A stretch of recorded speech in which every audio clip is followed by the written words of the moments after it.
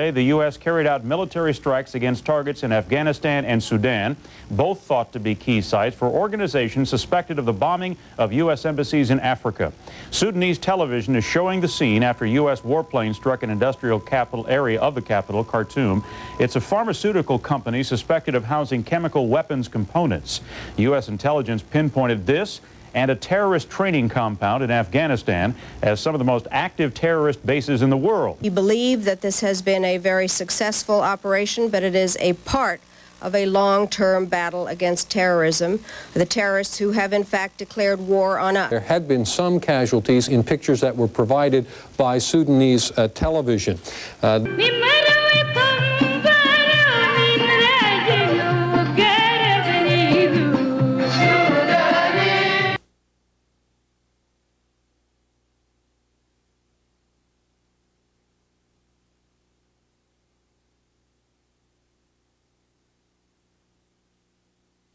Everywhere that we went in the Sudan, we heard the same question from people. And the question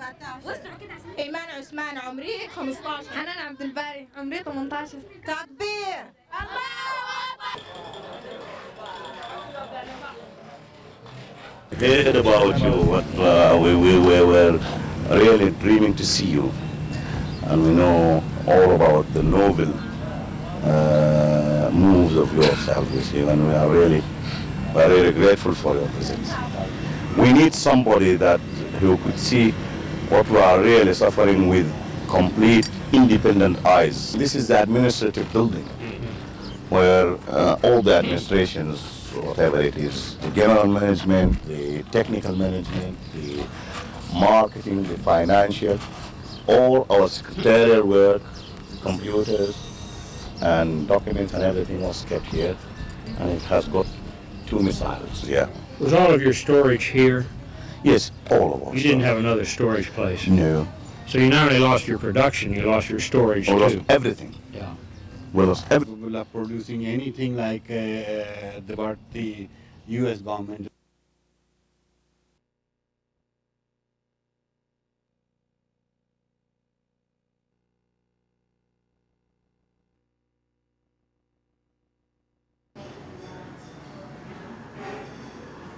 To know the opinion of the public opinion in the states, in the masses, how people feel in related to what had happened and the attack on Sudan on the pharmaceutical factory.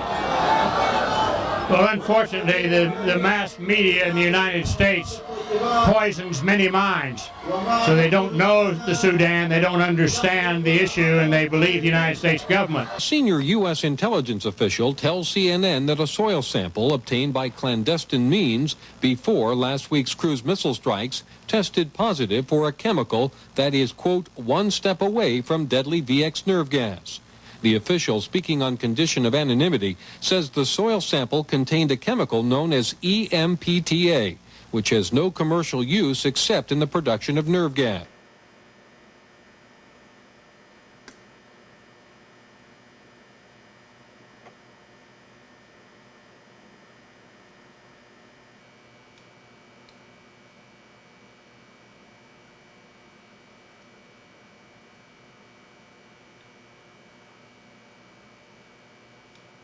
They said, first of all, it's from the factory.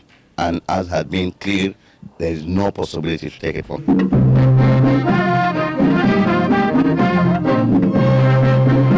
It's from outside the factory. Outside the factory, this is a very naive claim. Okay, it's from outside the factory. Do you know that?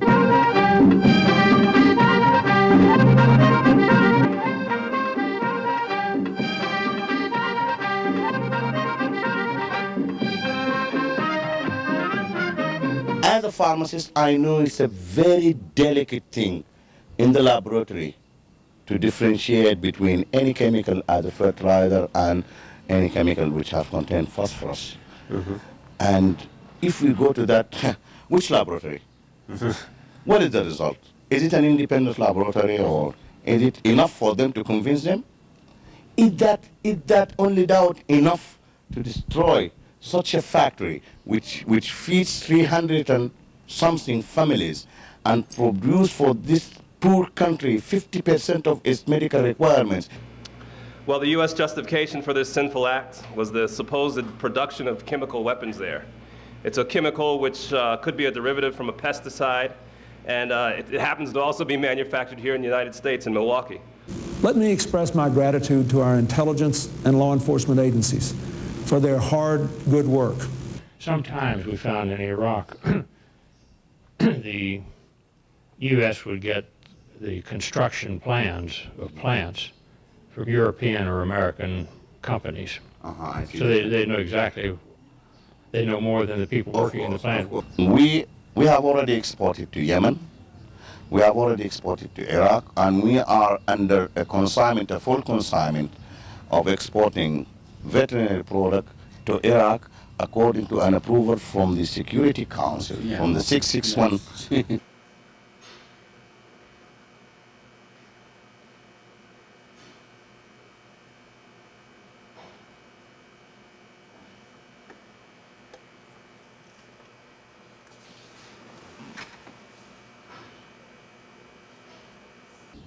So if we take that with the sanctions around Iraq and the big question mark about the Iraq, how could it be that a factory which is producing chemical weapons being allowed to supply chemicals to Iraq, not any other country, where you have got the checkpoints in Tribble, in Aqaba, where there is Betler, where there are others, inspecting and seeing everything.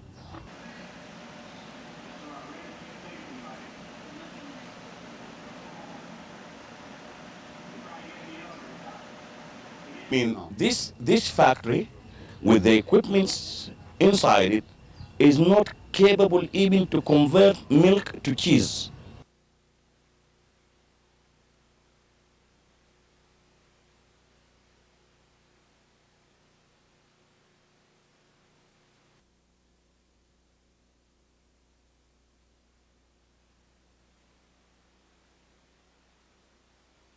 In addition, Article 54 of the Geneva Conventions, Protocol 1977, make it a crime to attack an inherently dangerous facility.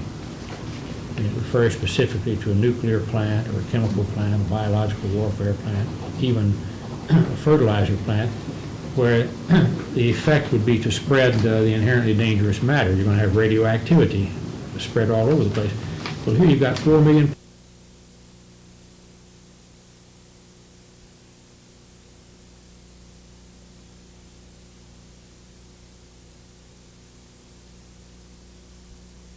Anyone who visited the Sudan was taken to Shifa. They made promotion.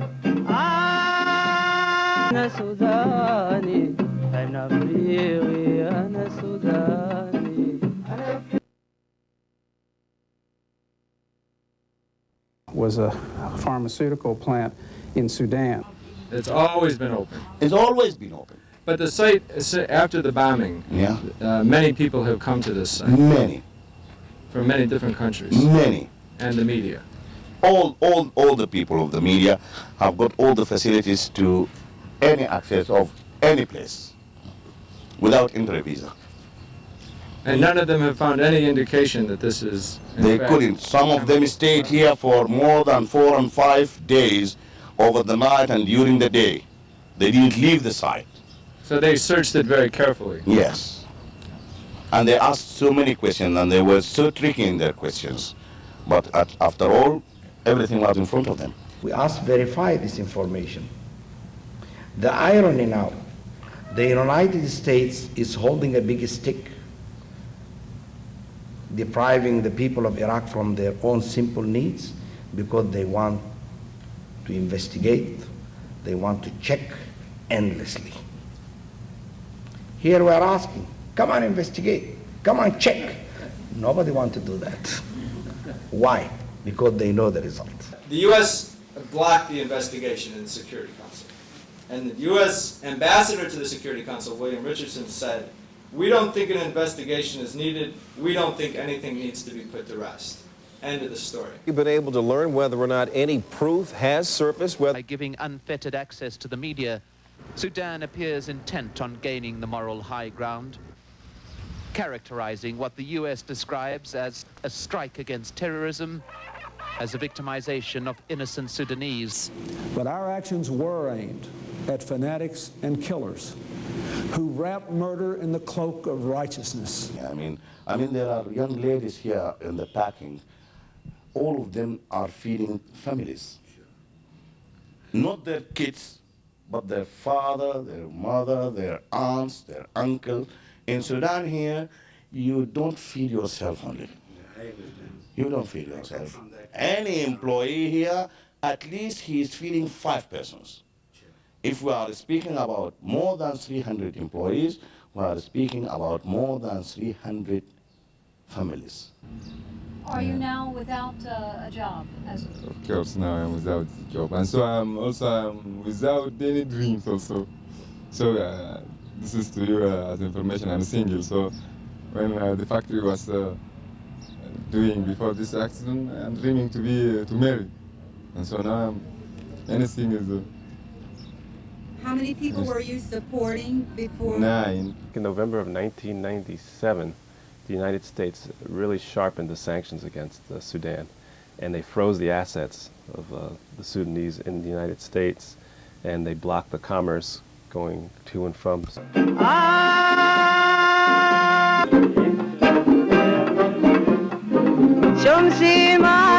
For the bomb of this factory, we were optimistic and we have so many hopes, and we are thinking of making self-sufficiency from drugs and so on. The bombing has hit 90% of our essential drugs list, and it has hit 60% of our local internal drug consumption, and it has hit 25% of our exports in terms of drugs, and it has hit all from the doctors up to the laborers. They're not jobless. There have been sanctions imposed on Sudan which make more difficult many of the problems of development. And if there could be even short discussion of some of the problems already that the sanctions had imposed and how Shifa plant helped to overcome some of the difficulties. We are trying to eke out to be able to survive by selling our drugs cheaply, by exporting some of our animals, also at very competitive prices. And so the destruction of this company is a disaster. We established an LC, letter of credit, in favor of Lilly Company, the American company, in order to import properly insulin, human insulin.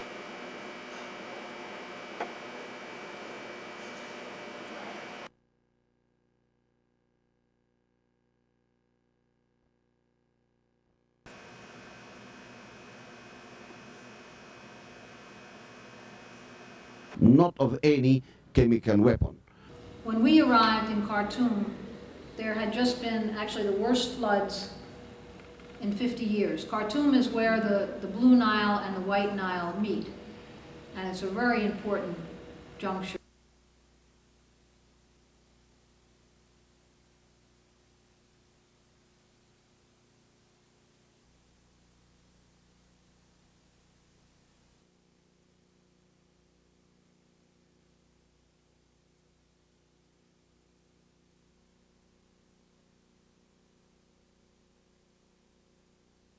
From the stagnant water.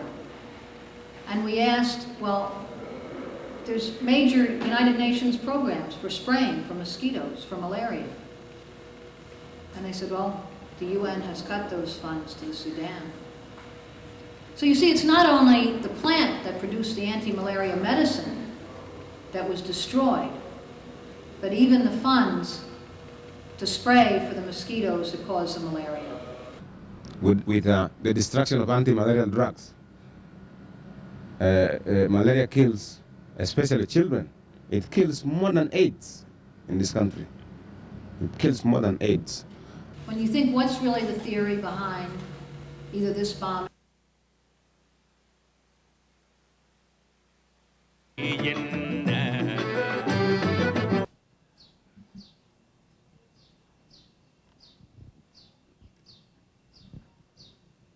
the end, becomes the group we generally call the group at risk: the old, women, children, and the poor. They have made the United States their adversary precisely because of what we stand for and what we stand against. If this plant is not, as the U.S. government claimed, making this nerve gas, what is it exactly that our government has against the regime or whomever in the Sudan that we would do this kind of thing? Well, that question can be more appropriately addressed to our government, I guess. They admit it. The basic criteria for all these countries, though, seems to be whether the government will be subservient to U.S. interests and demands or not. In other words, whether it will be sovereign and serving the interests of its own people, or whether it will be subordinate and a client state of the United States. The Sudan is largely surrounded by countries that are now under U.S. domination.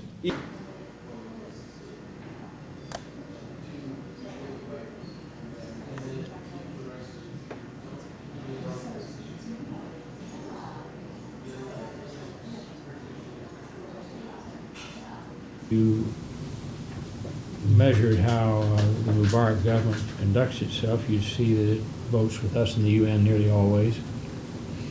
And it sent troops to the Gulf. It was the first Arab state to send a major contingent there to fight against Iraq. So it's their struggle for autonomy, and it's the only way I can see any hope for Africa. It has become popular among the ruling circles of the government and the media in the United States to refer to any country which will not simply bow down and acquiesce to its wishes as a rogue nation or an exporter of state-sponsored terrorism. In the mid and late 80s, how the U.S. labeled the African National Congress of Nelson Mandela as a terrorist organization. Okay, so we have to be very careful when we talk about terrorists and pariah nations, because someone's terrorist might be another person's liberation freedom fighter. Sudan is an extremely poor. Really industrious.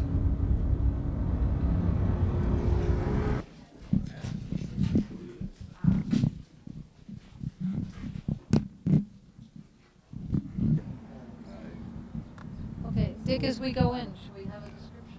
Yes. British gunboats. Yes. Very big jumbo is for fightings. And in 1898, the soldiers of Mali used to lie down shooting their guns into the boats of the British in the river. It was felt so strongly by the British that they came back 10 years later with Gatling guns, with machine guns, and mowed down 10,000 Sudanese. Winston Churchill, who was at that battle, he said it was his first glorious military event, praised it as a great colonial war because there was not one British casualty.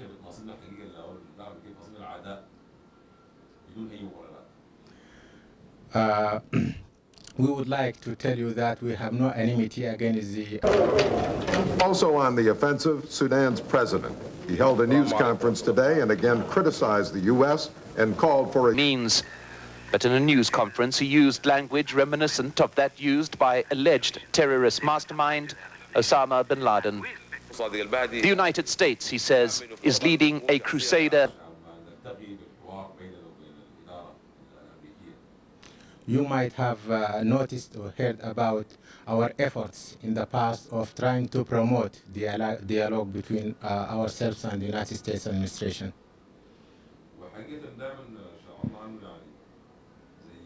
قرار مسبق بعدم التعامل مع الحكومة دي ومحاربتها بشتى الوسائل. We have always felt that there is a pre-decision by the United States administration. We are embarked on a venture in which we have to deal over the long run with what is the very serious threat to our way of life at the end of this century and the next one. So it's not an isolated mistake or an incident. It's not just one example of overreach. It's important for us to see the larger picture.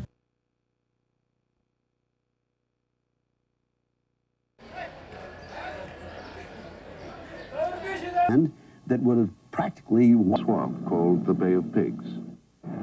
December 20th, U.S. troops invaded Panama. The U.S. military stepped up its campaign of intimidation. Circled Cuba with a total naval blockade. What? How long have they been in the hospital?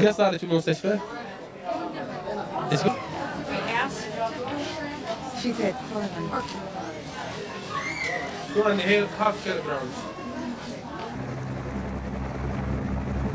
Capital today is migrants, you know, and that capital has no allegiance to any particular country. That capital only prays at one altar, and that is the altar of profit. And once, you know, capital plunders your country, it just picks up and leaves. It reflects a global war that's increasingly brutal and a conscious policy of corporate wealth that is targeting the poorest countries. Capital must always look for new lands to conquer.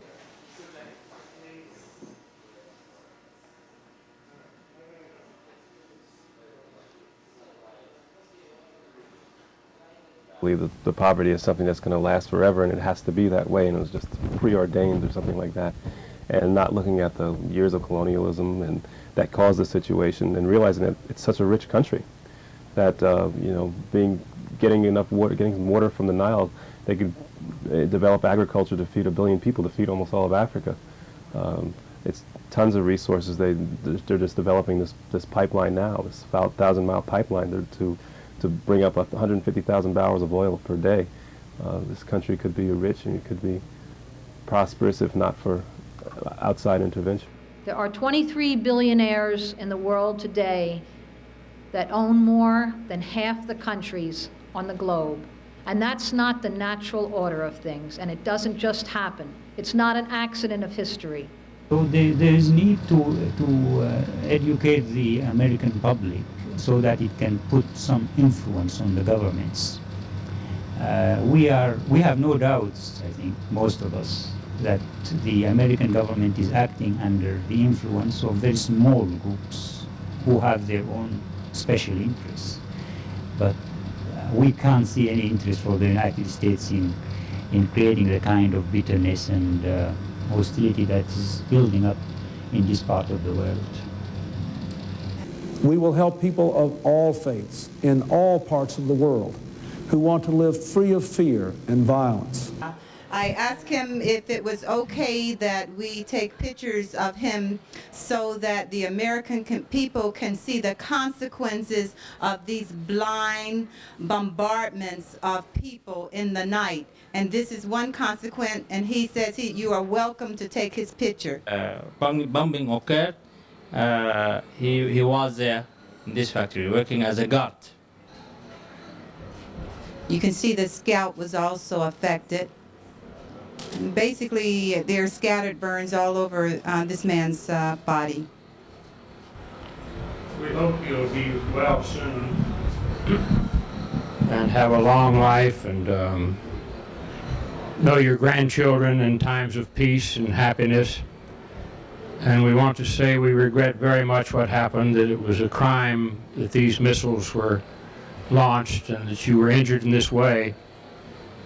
And we hope that someday we can be good friends, the American people and the Sudanese people, and that we can make up to you for all the injuries that we've caused.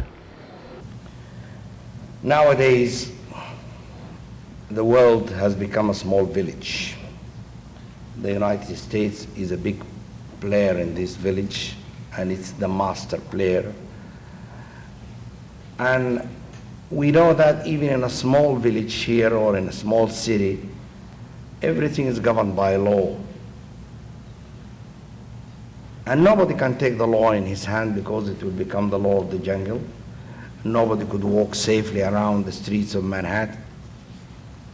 Imagine the world is the same like Manhattan. And you have somebody like the United States taking the law in their hand. Think the way they want to think and start punishing innocent people the way they want to do that. Would it be logical to do that? I leave the answer to you. I hope we'll never see another Tomahawk cruise missile crater like this anywhere on Earth. That the United States will be forced to stop their production altogether with other crimes, weaponry for crime. On Afghanistan came from ships in the Persian Gulf, we're told. Perhaps 100 missiles were fired. Unleashed here from hundreds and hundreds of miles away.